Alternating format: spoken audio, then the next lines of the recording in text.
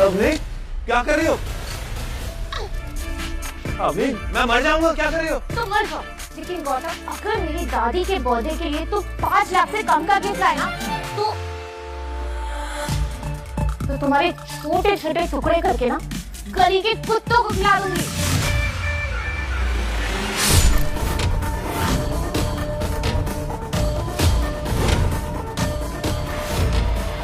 घोड़ा तो बच गया। अवनी तुम फिक्र मत करो, मैं ऐसा तोहफा लेके आऊंगी, दादी क्या तुम्हारे भी होश उड़ जाएंगे।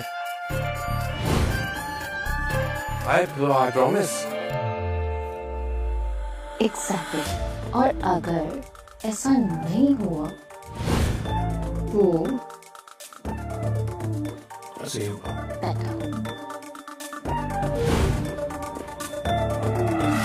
जोधपुर की करोड़पति business family Agarwal and sons की हेड गायत्री देवी का जन्मदिन मनाया जाने वाला था। शहर के बड़े बड़े रईस उस पार्टी में आने वाले थे, तो जायज है अवनी चाहती थी कि उनकी तरफ से उसकी दादी को दिया जाने वाला गिफ्ट बेशकीमती हो। लेकिन गायत्री देवी की पोती अवनी बहुत परेशान थी, क्योंकि उसके दादाजी ने उसकी शादी किसी अनजान वजह से इस बेहद गरीब लड़के गौतम से करवा दी थी।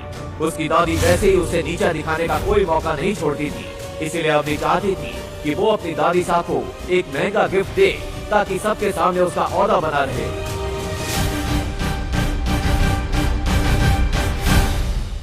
गायत्री देवी के गिफ्ट के बारे में सोचता हुआ आगे बढ़ ही रहा था कि अचानक पुलिस की टीम ने आकर उसे घेर लिया।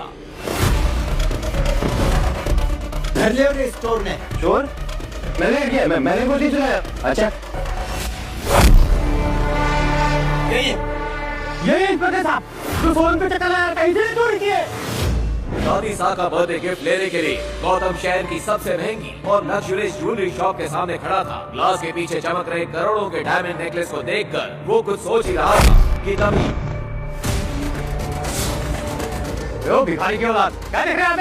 यहाँ पे एक एक जेवर 5 लाख से शुरू होती है। सिर्फ देख ही तो रहा हूँ, देखने के पैसे लगते हैं क्या? औकात क्या देखने के? चल निकल। मैं तो सिर्फ सामने खड़ा था, मैंने कुछ नहीं चुराया। अच्छा थाने चल, वहाँ के तेल भीगे डंडे तुझसे खुद उगलवा लेंगे कि तूने चोरी कैसे की और इतनी सी देर में हार किसने दे आया। चल ले चलो इसे। इंस्पेक्टर साहब आपको गलत फहमी हो रही है, मैंने कुछ नहीं चुराया। सर गलत फहमी हो रही है आपको इंस्पेक्टर साहब, मैंने कुछ नहीं किया, मैंने कुछ नहीं चुराया। इंस्पेक्टर साहब आप गलत समझ रहे हैं मुझे। पुलिस वाले गौतम को उठाकर थाने ले गए। अरे छोड़ो मुझे, छोड़ो, क्यों पकड़ा है मुझे तुम लोग? छोड़ो। आप गलती कर रहे हैं सर। जाके अंदर चुपचाप बैठ जा, वरना मार मार के आत्महत्या कर दूंगा। और सुन, उस कोने में मत बैठना, अभी तेरे जैसे एक चोर को इतना पीटा है कि साले का मुंह निकल गया। इंस्पेक्टर साहब आपको गलतफहमी हुई है, मैं कोई चोर नहीं हूँ, मैं अवनी अग्रवाल का पति हूँ। अच्छा तो तू है अग्रवाल फैमिली का वो निठल्ला घर जमाई, अमीर बीवी को लुभाने के लिए चोरी कर रहा था। प्लीज मेरी बात सुनिए, मैंने कुछ नहीं किया है। देखिए आपको गलतफहमी हो रही है, मैंने कुछ नहीं किया है सर।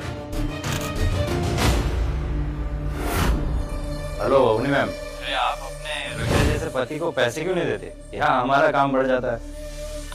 क्या हुआ इंस्पेक्टर?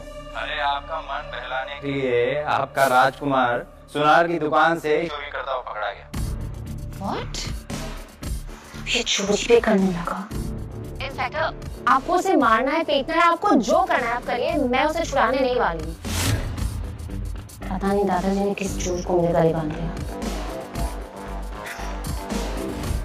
गौतम को भी अब समझ नहीं आ रहा था कि वो इस लॉकअप से कैसे निकलेगा। उधर इंस्पेक्टर भी उसकी एक भी बात सुनने को तैयार नहीं था और उसी से ज्वेलरी शॉप में चोरी हुई डायमंड नेकलेस निकलवाने की जिद पे अड़ा था।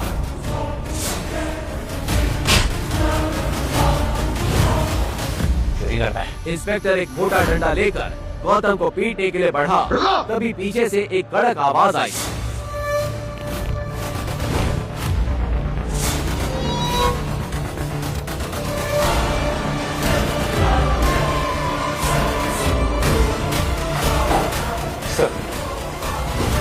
तुम्हारी हिम्मत कैसे हुई?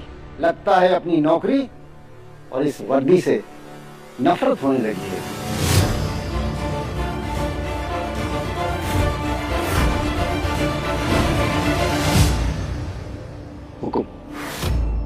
आपको यहाँ जो परेशानी हुई उसके लिए मैं आपसे माफी मांगता हूँ। सर, ये आप क्या कर रहे हैं सर? ये अग्रवाल फैमिली का आवारा सा घर जमाएंगे। सर, ये मित्तल सेठ की दुकान से हीरे का नेकलेस चोरी करते हुए पकड़ा गया है। और तो और इसकी बीवी ने भी इसे छुड़ाने से मना कर दिया है। क्यों बेटा, अब तुम्हारा सस्पेंशन नहीं, सीधा टर्मिनेशन। जानते भी हो तुम ये किसको लेकर आए हो यहाँ पर? अरे अगर ये चाहे तो उस जैसे 10 ज्वेलरी शॉप खरीद कर मुझे वहां गार्ड बनाकर बिठा दें। फिर कमिश्नर ने अपने मोबाइल पर उस इंस्पेक्टर को कोई मैसेज दिखाया। वो देखते ही इंस्पेक्टर का चेहरा सफेद पड़ गया। सर, मुझसे भूल हो गई, अब मुझे प्लीज माफ कर दीजिए। सर, रुको, मुझे क्षमा करें। आइए मैं आपको अपनी गाड़ी से घर छोड़ देता हूँ। ठीक है, मैं सब भूल जाऊंगा, लेकिन एक शर्त पे। हुकुम। आपको भी मेरा ये राज भूलना होगा। मेरे इस राज के बारे में कानो कान किसी को खबर नहीं होनी चाहिए, खासकर मेरी बीवी को। हुकुम। गौतम के इतना कहते ही पूरे पुलिस स्टेशन में हंगामा मच चुका था। लेकिन एक सवाल, क्या सच में गौतम कोई चोर था या इसके पीछे कोई गहरा राज छुपा था? और क्यों कमिश्नर ने उसे हुक्म कह के बुलाया? आगे एक ऐसा राज खुलेगा जो आपके होश उड़ा के रख देगा। गौतम जैसे ही थाने से बाहर निकला, एक लग्जरी कार आकर वहां रुकी। उसमें से एक बुजुर्ग शख्स उतरे और उन्होंने गौतम के हाथ में एक छोटा सा बॉक्स दिया।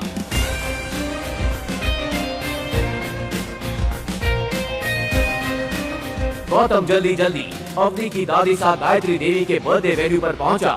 अवनी ने उसे देखा तो चौंक पड़ी।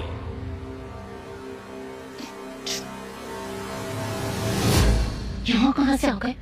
चोर कहीं के, किसने छोड़ा तुम्हें थाने से? वहीं पड़े पड़े सड़ जाते ना तो अच्छा होता। मैंने कोई चोरी नहीं की अपनी। ज्वेलरी शॉप के सामने खड़ा था, पुलिस ने पकड़ लिया। बड़ी मुश्किल से अपनी बेगुनाही के सबूत देकर आया। ठीक है ठीक है। कैसी सस्ती से गिफ्ट खाकर लेकर आए हो तुम? कितनी सस्ती पैकिंग है। छी। पैकिंग मैटर नहीं करती है, उसके अंदर गिफ्ट क्या है वो मैटर करता है। तुम देखोगी तो चौंक जाओगी। फिर दादी का गिफ्ट है, तुम क्यों पूछ रहे हो? उनको खोल दे तुम। Fine, whatever। लेकिन जब बाकी सब गिफ्ट दे रहे हो ना, तो तुम चुपके से अपना बॉक्स साइड में रख देना, ओके? पता नहीं दादाजी ने किस जन्म का बताया मुझे। जैसे करोड़पति लड़की की शादी तुम जैसे गरीब के साथ करवा दी। ना पैसे है ना इज्जत। चले खड़ी क्यों जाओ? थैंक यू बेटा। और तभी उस पार्टी में 4 चांद लगाने आई अवनी की cousin Shanaya. Expensive black dress पहने, हाथ में गोल्डन गिफ्ट लिए। जैसे ही उसने एंट्री ली, पूरी पार्टी की नजर उसी पर टिक गई। सबके बीच से गुजरती हुई वो सीधा दादी साहब की तरफ बढ़ गई। अरे शनाया, तुमको क्या जरूरत है गिफ्ट लाने की? दादी क्या बात कर रहे हो? आपका बर्थडे और मैं खाली हाथ आ जाऊँ? बिल्कुल भी नहीं। देखो देखो, इम्प्रेस हो जाओगे। ऐसी बात है, फिर तो देखना पड़ेगा।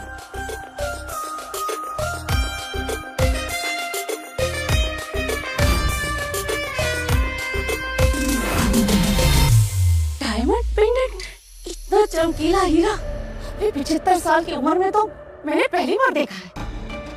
शनाया बेटी, तुम तो इस घर की बेटियों से बिल्कुल अलग, समझदार और स्मार्ट।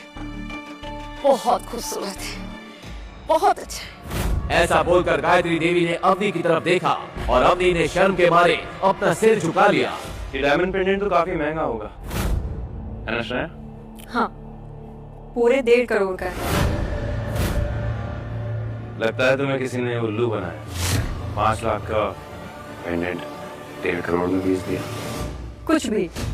और वैसे भी जो लोग खुद की जेब में 500 रुपए का नोट लेकर घूमते हैं ना, वो किसी और को लाखों करोड़ों का ज्ञान नहीं दिया करते। उस पार्टी को खराब करने आया। अब तो ने ठल्ला है और डायमंड का दाम गलत बता के मेरी पोती को सबके सामने जलील करता है। दादी साहब, मुझ पे भरोसा नहीं है तो मिस्टर पारेख से पूछ लीजिए।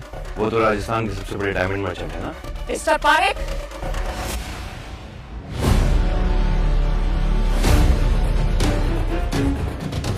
देखिए और दाम बताइए।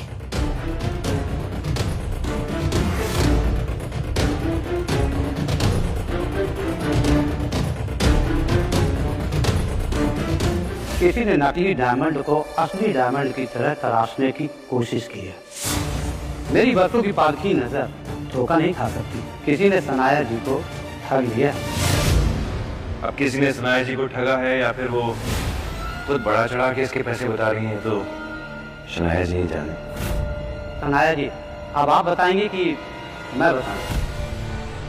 अरे मिस्टर पारिक, मैं ही बता देता हूँ।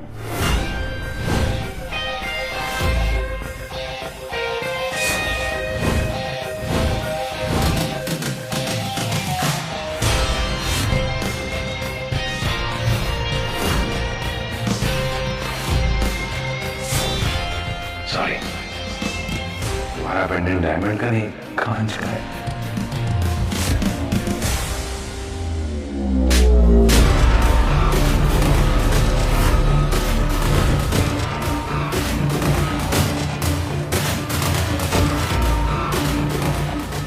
इतनी औकात कि मेरी पति के लिए बोले।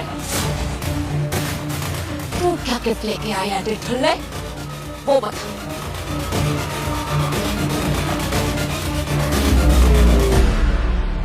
ये भी 2 कौड़ी का होगा। मिस्टर पारिक, मौका लगे तो इस तोहफे को भी परख लीजिएगा। आज से, बल्कि अभी से, मैं इस अग्रवाल खानदान से सारे नाते तोड़ता हूं। अलीसा, थप्पड़ नहीं मारना चाहिए था। जिस कुत्ते को आपने 2 साल तक पाला, वो आज ये घर छोड़ के जा रहा है। लेकिन एक दिन आएगा कि आप खुद अपने घुटनों के बल बैठ के माफी मांगेंगे, तब बात करेंगे। अपने कहे इन शब्दों के गुरूर में गौतम पार्टी से चला गया। उसके इस तेवर से पार्टी में आए मेहमानों का मनोरंजन तो हुआ ही था, लगे हाथ अवनी की बेइज्जती भी हो गई थी। गौतम! लेकिन गायत्री देवी को पहली बार गौतम की बातों में एक रॉयल अंदाज दिखा था।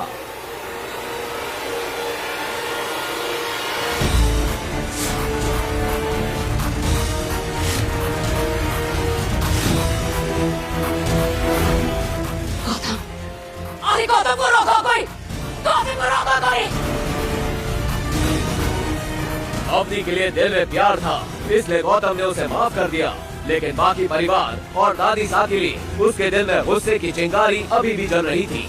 अगले ही दिन अपने जख्मों को मुस्कान के पीछे छुपाए और अपनी खटारा साइकिल उठाकर गौतम अवनी के दोस्तों को लेने एयरपोर्ट चला गया।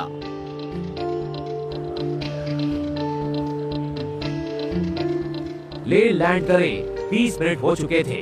अवनी के 2 दोस्त एयरपोर्ट पर गौतम का वेट कर रहे थे। क्या दिया? क्या हुआ तेरे उस फ्रेंड के पति का? देखना अभी तक आया नहीं। आई नो, आता ही होगा। यू नो मेरी फ्रेंड है ना अपनी, वो बहुत अमीर है। 12 to 15 तो उसके पास कार्स है। चूज ही नहीं कर पा रही होगी कि आज कौन सी लेके जाए। तभी वहाँ खुद अवनी कैब से आ पहुँची। Hi, how are you? Good, I'm so sorry I'm late. Gautam, एक minute, just call him. Hello Gautam, कहाँ हो तुम? तुम्हें यहाँ मुझसे पहले होना था ना? बस अभी मैं आ ही गया। हाँ, क्या हुआ? तुम ऐसे हाफ क्यों रहे हो? हाँ, पहुँच रहा हूँ। जल्दी आओ। He's just coming. अभी आ रहा है।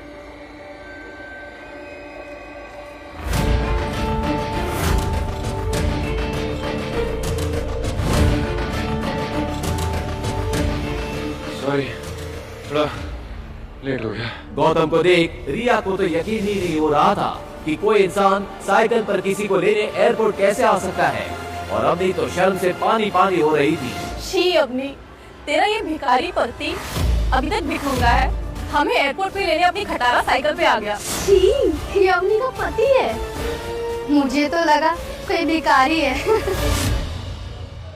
ये साइकिल वही थी जिसे गौतम दूल्हा बनकर अपने ससुराल में आया था, और जिसे देख सब हंस हंस के लोटपोट हो गए थे।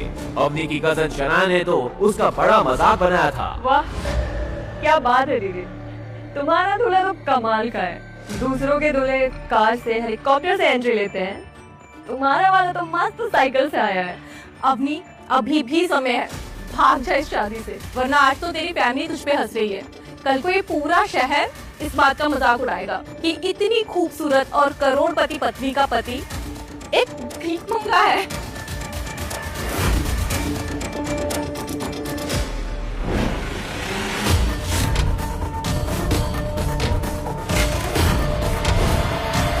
तुमने क्या कसम खा रखी है गौतम कि सबके सामने मेरी नाक कटाओगे? मेरे करोड़पति फ्रेंड्स को एयरपोर्ट पे लेने के लिए साइकिल से आए हो, तुम्हें शर्म नहीं आती? मैंने कहा था ना घर से गाड़ी लेकर आना तुम। अभी जब मैं घर गया ना तो एक गाड़ी खड़ी थी और जब मैं चाबी लेने गया तो बड़े वाले नौकर ने बोला कि ये गाड़ी नहीं ले जा सकते, तो मैं क्या करता? God, I can't with you, Gautam. You know, तुमको घंटा होते थे कोई भी बचा के चला जाता है। घंटा? घर के जमाई होने के बाद भी घर के नौकर तुम्हें डांट लगा के चले जाते हैं। You know why? क्योंकि तुम एक फटेहाल भिखारी हो। अरे गाड़ी नहीं थी तो कैब से आ जाते ना। पैसे नहीं थे मेरे पास, सिर्फ 75 रुपए थे। फिर मैंने सोचा मैं यहाँ आके तुमसे पैसे ले लूंगा। You know what? थोड़े पैसे मुझसे ले ले और जाके जहर लेकर आ जाओ।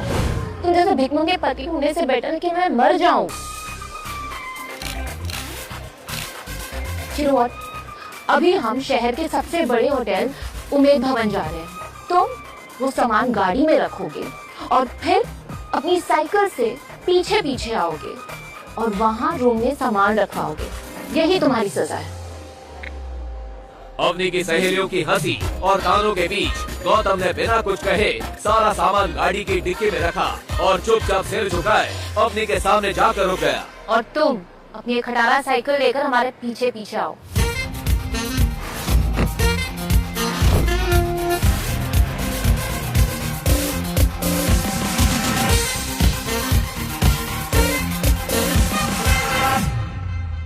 अवनी की फ्रेंड रिया और उसकी फ्रेंड्स उस होटल के रिसेप्शन पर पहुंचे। उसे देख होटल का मैनेजर पूरे अदब के साथ बोला, हम खड़ी मैडम, बताइए मैं आपके लिए क्या सेवा कर सकता हूँ? मुझे आपके होटल में कमरा चाहिए आज के लिए। 1 minute madam. I am sorry madam, दरअसल खुद सीएम साहब अपनी पार्टी के लोगों के साथ यहाँ पर रुके हुए हैं, तो हमारे पास कोई भी रूम खाली नहीं है। क्या? मैं आपको 10 गुना ज्यादा पैसे देने के लिए रेडी हूँ।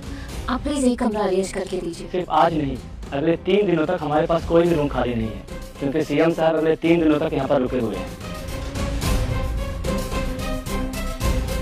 आप जानते हैं मैं कौन हूँ? देखिए आप कुछ भी करिए और मेरे फ्रेंड्स को एक कमरा अरेंज करके दीजिए please. I am sorry madam, जब तक सीएम साहब यहाँ पर रुके हुए हैं मैं आपको रूम अरेंज नहीं कर पाऊंगा, तो प्लीज आप किसी दूसरे होटल में मैनेज कर लीजिए। क्या याद दिया? तू तो बहुत बड़ी बड़ी बातें बोलती थी अवनी के बारे में कि इस शहर के सबसे बड़े खानदान से है, और ये क्या, एक रूम तक अरेंज नहीं कर पाई? हाँ यार अवनी, मुझे सच में लगा था तू है तो सब सही होगा, लेकिन ये क्या? I'm sorry guys, trust me, अगर ये सीएम का इशू नहीं होता ना तो हम इसी होटल में रुकते। You know, पास में एक टेन है। वेल इस होटल जैसा तो नहीं है पर वो भी काफी अच्छा है। Let's go there. Please. Let's go. वो कुछ कदम आगे चले ही थे कि गौतम वहां पहुंचा।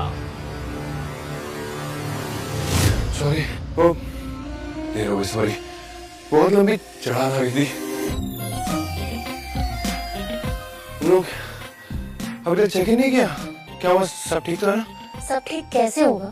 मेरे दिन की शुरुआत तुम्हारी शक्ल देखकर जो होती है। जब से तुम आए हो ना कुछ सही नहीं है।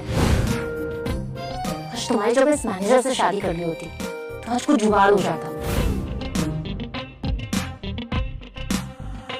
अरे सर आप यहाँ?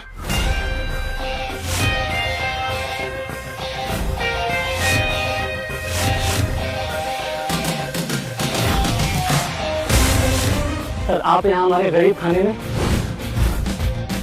सर हम धन्य हो गए सर, हमारा सौभाग्य है सर कि आप सर यहाँ पर आए। सर अब आप आ ही गए हैं तो मैं आपको अपने होटल का सबसे लग्जरियस रूम बुक कर देता हूँ। ये क्या बकवास है? हमारे लिए आपके पास अगले 3 दिन तक कोई कमरा नहीं है और इस भिखारी के लिए स्पेशल रूम। हाउ?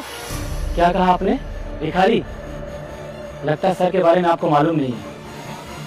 गौतम साहब, और इससे पहले कि वो मैनेजर आगे कुछ कहता, ये अंदर खबर फैल गई। जैसे ही अंदर खबर फैली कि गौतम उमेद भवन में आया है, अंदर से राज्य के सीएम गौतम सर अपने सभी नेताओं के साथ बाहर आए और फिर जो हुआ उसे देखकर तो अवनी, रिया और उसकी सहेलियां लगभग बेहोश हो गयी।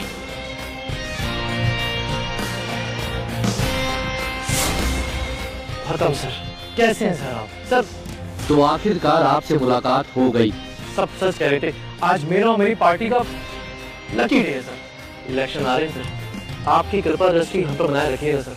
पूरे राज्य में सब एक ही बात कहते हैं सर, जिसके सर पर गौतम जी का हाथ है उसी की सरकार, उसी का विकास है। बस गौतम सर, आपसे सहयोग की आवश्यकता है। अपनी इतनी खातिरदारी देखकर जहां गौतम अनकंफर्टेबल फील कर रहा था, वहीं दूसरी ओर अवनी और उसके दोस्त हैरान थे कि गौतम के आगे राज्य का चीफ मिनिस्टर और शहर के सबसे बड़े 5 स्टार होटल का मैनेजर हाथ जोड़े खड़े थे। तभी गौतम ने आंखों ही आंखों में उन दोनों को कोई इशारा किया। इशारा पाते ही सीएम की टोली अपने रास्ते निकल गई। उनके जाते ही गौतम सबसे हिचकिचाते हुए बोला, क्या चल रहा है इस होटल में? पता नहीं लोग मुझे कौन सा गौतम समझ रहे। तभी तो मैं ये सोचूं कि गौतम जैसे भिखमंगे के साथ सीएम सर हाथ क्यों मिला रहे थे।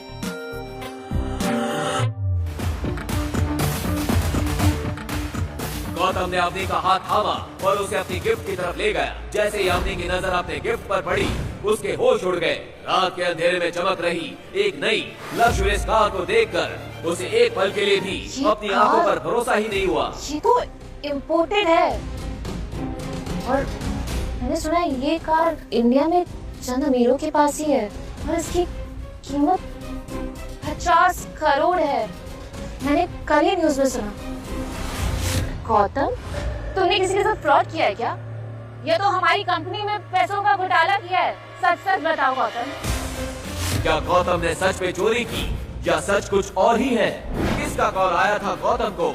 ये गौतम का वो सच था जो चाहकर भी अवनी को खिला नहीं बता सकता था। अब वो एक्चुअली ये गाड़ी में अपने दोस्त से उधार मांग के लाया हूँ। तुम्हारा बर्थडे है ना आज, तुम्हारे लिए इतना तो कर ही सकता हूँ। तुम कहो तो हम दोनों ड्राइव पे चले। ड्राइव? My foot! अब तुम इतना गिर गए गौतम। पहले तो भले 50 रुपए की गिफ्ट लाते थे, लेकिन अपने पैसों की लाते थे। और इतनी महंगी कार तुम्हें कौन उधार देगा? प्लीज ऐसे ही कार है ना, वही वापस रखाओ।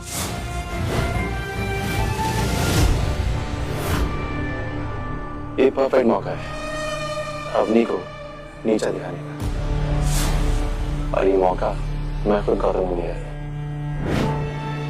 असल में अवनी की शादी के कुछ दिन बाद ही उसके दादाजी की मौत हो गई थी और अग्रवाल परिवार की हेड उसकी दादी गायत्री देवी थी।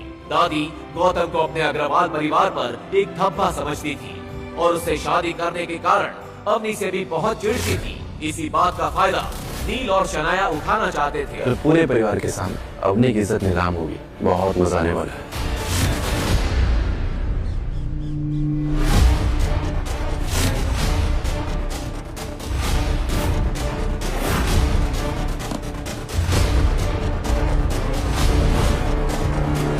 अगर पुलिस? अवनी अग्रवाल कौन है? उन्हें तुरंत बुलाइए। इंस्पेक्टर के मुंह से अवनी का नाम सुनकर गायत्री देवी गुस्से से लाल हो गई। अवनी! दादी की आवाज सुनकर अवनी दौड़ी दौड़ी आई और वहाँ पुलिस को देखकर उसका दिल जोरों से धड़कने लगा। इंस्पेक्टर साहब, आप यहाँ इतनी सुबह? क्या हुआ? आप मुझे क्यों ढूंढ रहे हैं? मैंने सुना इस घर में एक चोरी की इम्पोर्टेड कार आई है। ये सुनते ही अवनी समझ गई कि इंस्पेक्टर कल रात गौतम की लाई हुई कार की बात कर रहा है। हाँ, कार तो आई है, पर वो मेरा हस्बैंड गौतम लेकर आया था। हमें खबर मिली कि उस कार की कीमत 50 करोड़ से भी ज्यादा है। तो कितना कमाते हैं आपके पति महीने का?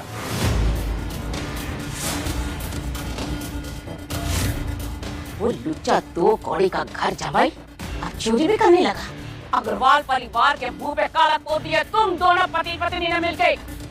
इंस्पेक्टर, इसका पति अनपढ़ है, कुछ करता धरता नहीं है। तो ऐसे बेरोजगार ब्रिटिशर और अनपढ़ आदमी के पास 50 करोड़ की कार कहाँ से आई? वो अपने दोस्त से उधार मांग कर लाया था। क्या कहा? उधार? ऐसा उस फटीचर का कौन सा दोस्त है जिसके पास 50 करोड़ की कार है? अगर है भी तो इतनी कीमती कार कौन किसी को उधार देता है? तो उसका नाम बताओ उस अमीरजादे का, जिसने 50 करोड़ की कार उस 2 कौड़ी के आदमी को उधार दे दी। दादी की ये बात सुनकर अवनी के पैरों तले जमीन खिसक गई। वो समझ गई कि गौतम ने जरूर कोई गड़बड़ की है। आज तक अवनी ने इतना गिरा हुआ महसूस नहीं किया था। उसका नाम, उसके दोस्त का नाम मुझे नहीं पता। तो फिर जाइए, अपने पति को बुलाइए। शेरा, जाओ जाके उसको ढूंढ के लाओ।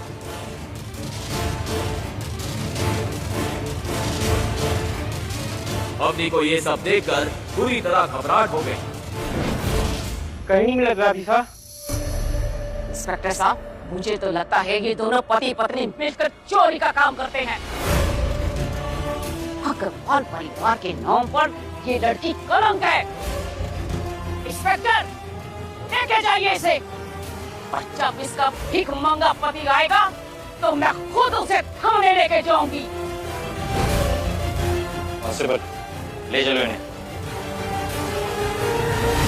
नहीं दादी, प्लीज इंस्पेक्टर साहब मेरी बात सुनिए। मुझे कुछ नहीं पता है, मैं चोर नहीं हूँ। आपको जो भी कहना है पुलिस स्टेशन में आके कहिएगा। ले चलो। प्लीज प्लीज दादी। अवनी की ये हालत देखकर नील और शनाया हंस रहे थे। उनके चेहरे की खुशी देखकर अवनी समझ गई कि ये सब उन लोगों का ही किया धरा है, लेकिन उन लोगों से ज्यादा गुस्सा उसे गौतम पर आ रहा था।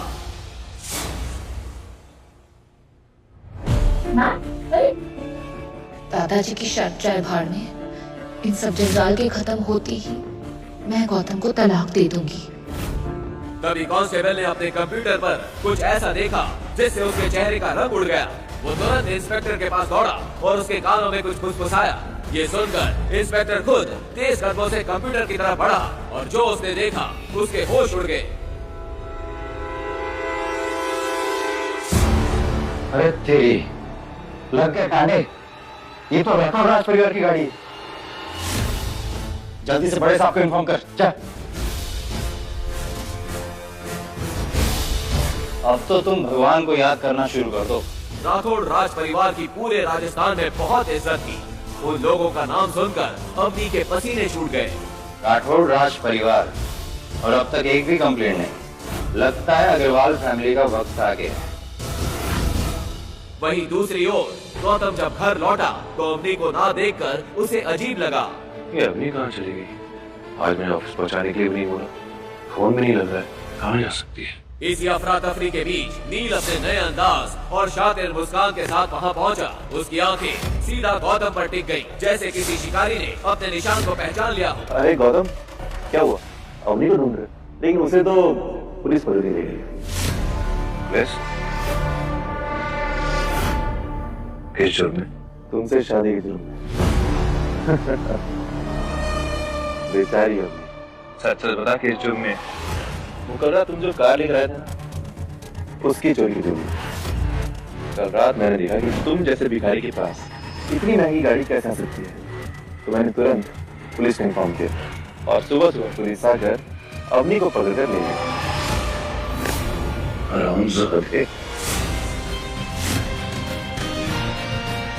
तुम्हें अच्छा नहीं किया। जब तक तुम लोग मेरी बेइज्जती कर रहे थे मैंने कुछ नहीं कहा, लेकिन मेरी बीवी के साथ मैं बर्दाश्त नहीं करूंगा। तो देख मैं अग्रवाल फैमिली के साथ क्या करता हूँ। चोर!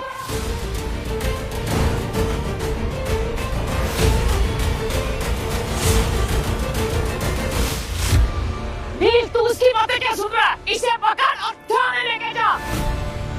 इसने हमारे परिवार को कहीं का नहीं छोड़ा है। हाँ चलो, सब चलो। तुम लोगों को भी अंदाजा होना चाहिए कि अवनी के साथ ये सब करके तुम लोगों ने कितनी बड़ी गलती करी है। और दादी साहब नील और शनाया को साथ लेकर पुलिस स्टेशन की तरफ निकल गई, जहां सच और साजिश दोनों उनका इंतजार कर रहे थे। अरे बाप रे, तुरंत अवनी मैडम को छोड़ो। हे भगवान, उन भाई बहन और उस बुढ़िया की बातों में आकर हम कितनी बड़ी भूल कर बैठे। अरे चीफ मिनिस्टर साहब का फोन था, अवनी मैडम की गिरफ्तारी पर पूरे थाने को सस्पेंड कर दिया गया है। अवनी मैडम, हमें माफ कर दीजिए मैम, आप चीफ मिनिस्टर साहब से कहकर हमारी नौकरियां बचा लीजिए, नहीं तो हमारा परिवार भूखा मर जाएगा। माफ कर दीजिए। अब इंस्पेक्टर साहब, मैं कैसे कर सकती हूँ? मैं चीफ मिनिस्टर को जानती भी नहीं हूँ। मैडम शायद आप नहीं जानती होगी पर आपके पति जानते हैं। चीफ मिनिस्टर साहब ने खुद कहा कि आज वो जो कुछ भी है सिर्फ और सिर्फ आपके पति की वजह से। मैम मुझसे बहुत बड़ी भूल होगी, प्लीज माफ कर दीजिए। आपने आपको मारे तो माफ कर दीजिए मैम, माफ कर दीजिए। अभी ये सब बात चल ही रही थी कि नील गौतम के साथ थाने पहुंच गया। उनके साथ दादी साहब थी। ये सब क्या हो रहा है? अरे इंस्पेक्टर, मैं चोर जमाई को पकड़ के लेकर आई हूँ, देखिए। इंस्पेक्टर की नजर जैसे ही गौतम पर गई, वो चौंक गया और गौतम के सामने जाकर झुक गया। छोटे को आप छोटे को ऐसे? ओ इंस्पेक्टर, चोर को हुक्म दो कह रहे हो? अरे चुप कर बुढ़िया। मैं एक बार चीफ मिनिस्टर साहब के यहाँ पर सिगरेट में लगा था तो मैं इसे भी चुका हूँ। जमाई जी, जमाई जी, जमाई जी। और तभी वहाँ भागती हुई अवनी की दादी गायत्री आ पहुंची। उनके हाथ में अब तक गौतम का दिया हुआ गिफ्ट था। जमाई जी, हमें माफ कर दीजिए, हमसे बहुत बड़ी भूल होगी। हमारे घर में ही था और हमने उसकी कदर नहीं की। जब तुम्हारा तोहफा देखा तब मुझे समझ में आया कि हम कितने बड़े बेवकूफ थे। तुम्हारा तोहफा करोड़ों रुपयों के हीरे जवाहरात से भी ऊपर। हमसे बहुत बड़ी भूल हो गई, हमें माफ कर दो। जवाई जी, हमें माफ कर दो।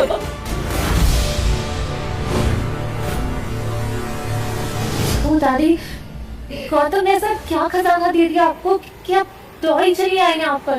दिखाओ जरा, एक मिनट। जब अवनी और उसके दोस्तों ने वो तोहफा खोला तो सबकी हवाएं उड़ गई। आखिर ऐसा क्या गिफ्ट दिया था गौतम ने? क्या सच में गौतम कोई बड़ा आदमी है? अगर है तो वो कौन है? कोई माफिया, पॉलिटिशियन, बिजनेसमैन या कहीं का किंग? लेकिन अगर वो इतना अमीर और पावरफुल है तो ऐसे गरीबों और लीचड़ों वाली